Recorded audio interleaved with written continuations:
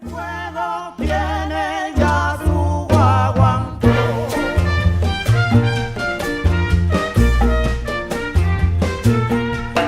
We're joined today by Gladys Ayllon, and you're coming to us all the way from Cuba. Bienvenidos, Gladys, and welcome to Ireland.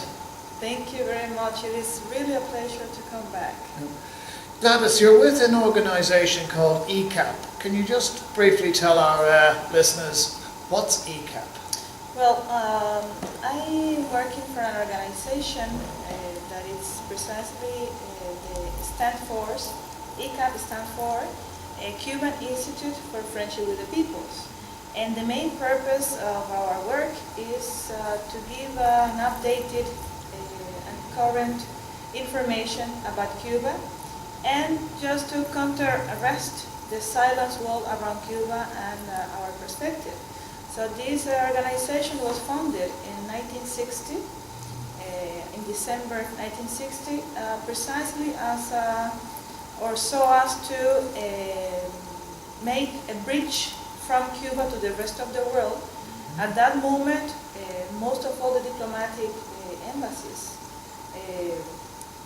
get out of Cuba. So I.C.A.P was like the bridge to maintain people informed about the new coming process coming in Cuba, and still we are doing that function. Sure. Gladys, you have a yellow ribbon on your lapel.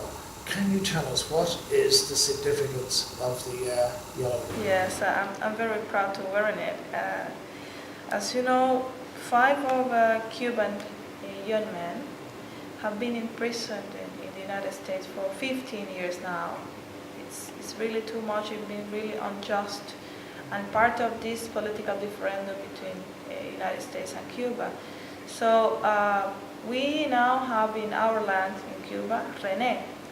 René is one of those 5 that were in prison, but he already fulfilled his sentence and he went back. But he mentioned that he feels that his heart is still in prison until the rest of the 4 come back home.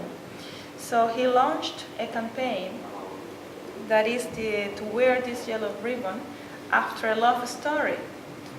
And the love story is coming from a political prisoner, and this political prisoner finished his sentence, and he had a deal with his wife that when he was coming home, he saw a yellow ribbon tied in an oak tree, he will stop and just step off the bus. But if he didn't saw this yellow ribbon tied on the tree, he will continue and never see it again. Sure. So when he was coming with the inmate in the bus, he told his friend, "Oh look, I do not see the yellow ribbon on the old tree." And the friend told him, no, look twice. There is no a yellow ribbon. There are thousands of yellow ribbons tied in the old tree. So this campaign that is coming from this love history is precisely to make visible the case for these political prisoners, and to make visible the case, just saying that we have to continue fighting for them to come back, because all the relatives, all the families, all the friends, all the Cuban people, and all the solidarity movement also, we are expecting them to come back to Cuba. There's 4 still in prison of the Miami fallout, and at least one of them has got a life sentence, have they not? I mean, there's my understanding is that in the American terms, the judicial process has been completed. In other words, there's no further avenues of appeal. Is that your understanding of their legal process? Yeah, the only one that have to stop them to continue in prison is precisely the administration of Obama. Because from the very first trial until now, when we make a tour through all these judicial process, in none of them they have proven that they are guilty. None of them they have proven that they were spies.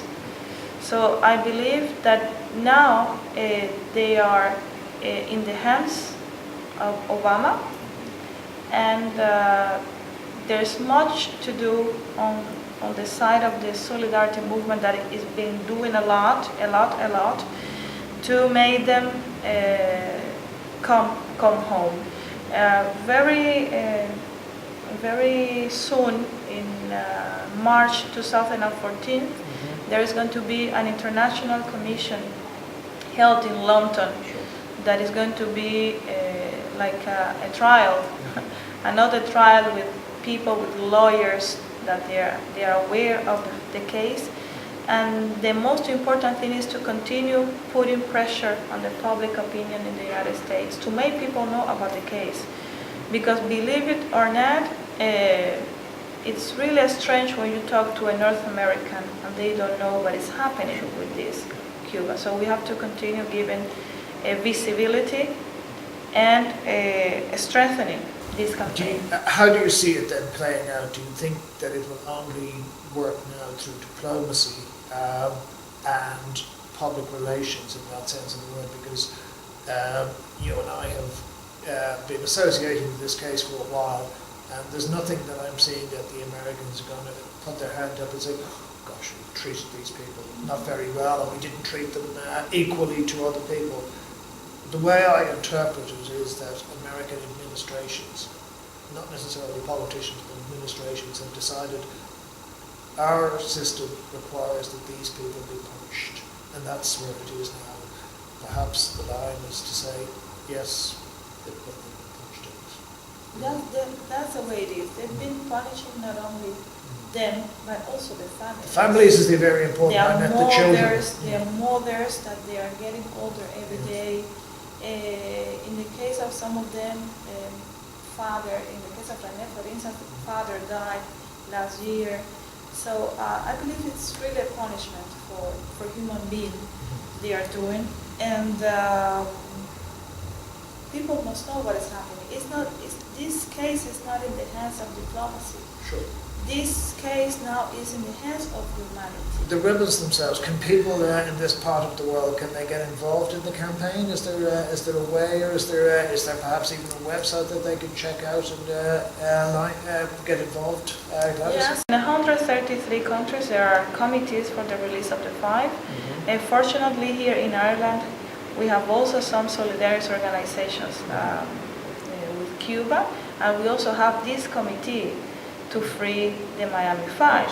So anyone that could like or would love to join the cause, they can just get closer and look in the website or in YouTube through all the activities and very, very human actions that our Irish friends have been taking or have been carrying out through all these years. Especially this year, we have had lots of activities for the release of the Miami Five. Just in conclusion then, Gladys, I mean, despite what we started off with when I said most people have a perception of Cuba being in a past, my perception is that Cuba is actually a young country with young people.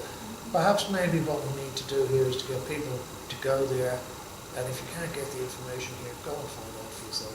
Exactly, and that is the main objective precisely of I.C.A.P, or one of them, is to encourage people to come to Cuba. Cuba is not a paradise, but it's neither hell. So we are not a perfect country, none is, because it's just formed by human beings. But people must check what is happening in Cuba. There are many alternatives to come to Cuba. So for the young ones, we have volunteer work brigades. That is a full variety program. We have these study visits also. So people have to look for these alternatives to come. We'll finish on a romantic note. Is it a great marriage destination? Can people from here go to Cuba and get married? Well, I don't think it's a marriage destination, but if people fall in love, why not? On that note, Gladys Ayllon, it has been a pleasure talking to you, and we would hope that the five are released soon.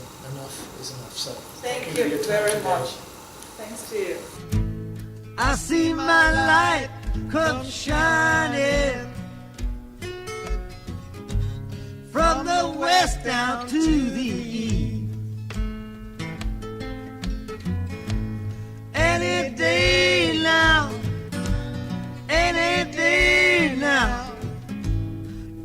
I shall be released.